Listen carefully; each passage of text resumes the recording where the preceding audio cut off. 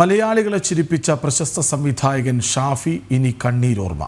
അല്പസമയത്തിനകം കലൂരിലെ ജുമാ മസ്ജിദ് ഖബർസ്ഥാനിൽ ഖബറടക്കം നടക്കും.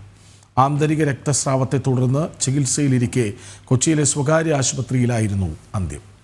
വിവരങ്ങളുമായി സുധീഷ് ഗോപാൽ ഒപ്പം ചേരുന്നു. സുധീഷ്, ഇപ്പോൾ സമയം 2:10 2 മണിക്ക് ഖബറടക്കം ചടങ്ങുകളൊക്കെ ആരംഭിക്കുമെന്നാണ് പറഞ്ഞിരുന്നത്.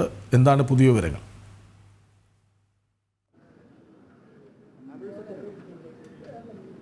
കൃഷ്ണരാജ്, അല്പസമയത്തിനുള്ളിൽ തന്നെ ചലച്ചിത്ര സംവിധായകൻ ഷാഫിയുടെ മൃതദേഹം കലൂർ ജുമാ മസ്ജിദിലേക്ക് എത്തിക്കും. ഇവിടെ അല്പസമയം പൊതുദർശനത്തിന് ആൾക്കാർക്ക് ആർക്കും കാണാനുണ്ടെങ്കിൽ അവർക്ക് കാണുന്നതിനുള്ള ഒരു അവസരമുണ്ടാവും. അതിനുശേഷം നിസ്കാരമാണ്. നിസ്കാരത്തിന് ശേഷം എനിക്ക് പിന്നിൽ കാണുന്ന ഈ ഖബർസ്ഥാൻ, അവിടെയാണ് ഖബറടക്കുന്നത്. അതിനുള്ള ഒരുക്കങ്ങളെല്ലാം പൂർത്തിയാക്കി കഴിഞ്ഞു. അവിടെ കവിൾ മണ്ണിൽ ചേർത്ത് കിടത്തി പലക വെച്ച് മണ്ണിടുന്നതോടുകൂടി ഇതിൻ്റെ ചടങ്ങുകൾ അവസാനിക്കും. അതിനുശേഷം പള്ളിയുടേതായിട്ടുള്ള അനുസ്മരണ യോഗവും മറ്റും നടക്കും.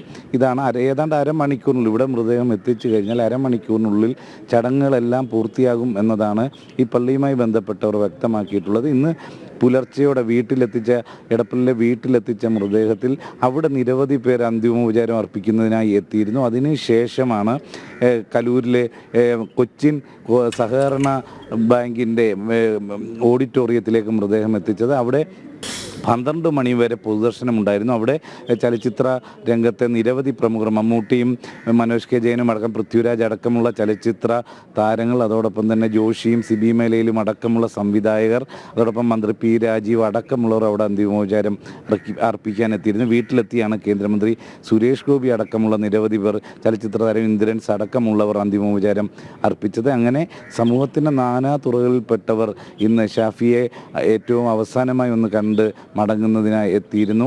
അവരെല്ലാം തന്നെ വലിയ രീതിയിലുള്ള ഒരു വേദനയാണ്, അപ്രതീക്ഷിതമായി ഉണ്ടായ ഒരു വിയോഗം. കഴിഞ്ഞ 16-നാണ് കടുത്ത തലവേദനയെ തുടർന്ന് ചികിത്സയ്ക്കായി ആശുപത്രിയിൽ എത്തിയതായിരുന്നു. അവിടെ നടത്തിയ വിദഗ്ധ പരിശോധനയിലാണ് ആന്തരിക രക്തസ്രാവം കണ്ടെത്തിയത്. തുടർന്ന് അടിയന്തര ശസ്ത്രക്രിയ നടത്തിയെങ്കിലും ഫലം ചെയ്തില്ല. പിന്നീട് വെന്റിലേറ്ററിൻ്റെ സഹായത്തോടെയാണ് ജീവൻ നിലനിർത്തിയിരുന്നത്. ഇന്ന് പുലർച്ചെ 12:30 അന്ത്യം സംഭവിക്കുകയായിരുന്നു.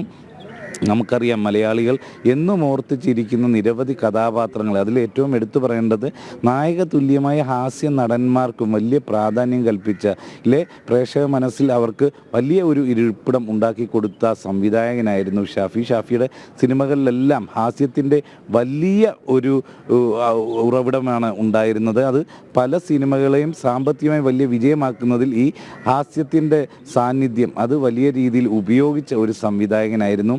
ഇതിൽ ജോസിനെ പോലുള്ള ഒരു ജോഷിയുടെയും കെ മധുവിൻ്റെയൊക്കെ ആദ്യകാല ചിത്രങ്ങളിൽ സജീവമായിരുന്ന ജോസിനെ പോലുള്ളവർക്ക് വലിയ രീതിയിൽ സിനിമയിൽ വീണ്ടും അവസരങ്ങൾ ഒരുക്കി നൽകിയ ഒരു സംവിധായകനായിരുന്നു. അതാണ് ജോസ് ഇന്ന് ഇതിൻ്റെ ഒരു ഓർമ്മ പുതുക്കലായി പങ്കുവച്ചതും.